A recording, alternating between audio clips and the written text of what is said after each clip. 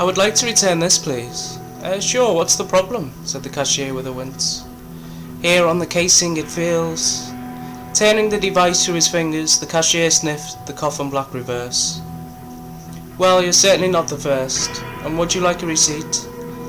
Yes, and you wipe the data, of course." "We wipe the data to government standards, sir. That's cleaner than clean." "Oh, that's good. And the receipt?"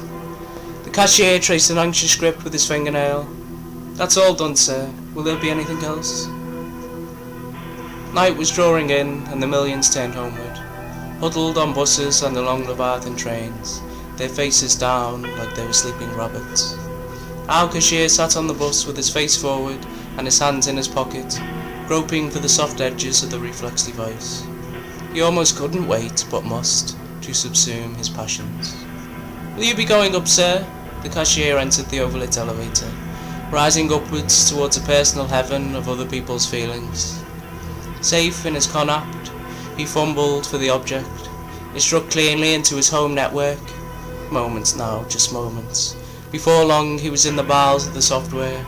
With the fingers of an adept he went deeper, unfastening each subsequent layer of software with the skill of instinct.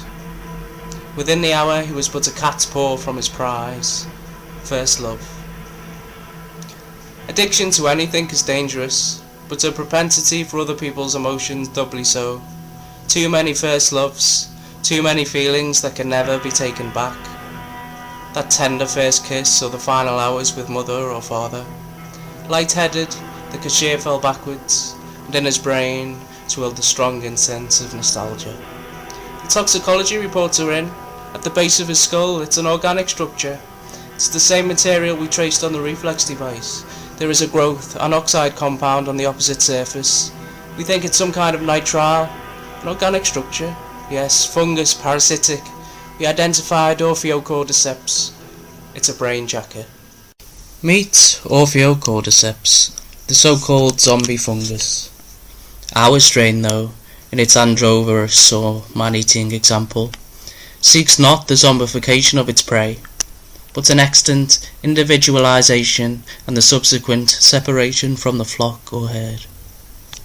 In nature, a lone animal is either one of two things, predator or prey. Orpheocordyceps androverus marks its victim as both. Notice how Orpheocordyceps hijacks the ant's instincts, driving it away from the colony towards an explosive death. In man, a richer subterfuge is at work. It begins with these reflex devices, useful things for logging life's sublime moments. But it is the biological component here that's the problem, and the devices form a living bridge from host to host. The fungus might infect an infant, gently guiding its experiences, interactions, and inducing those heady feelings of love, profound joy or sorrow, feelings that when logged it can use as safe harbour until it passes on. The infected are typically outgoing, individualistic, may have an exaggerated interest in technology, or might endlessly court such elusive feelings as romantic love or temporary melancholy.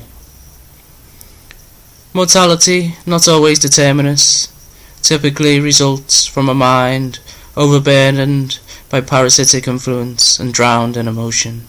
The host, sated with feeling, will often die with a smile on his face.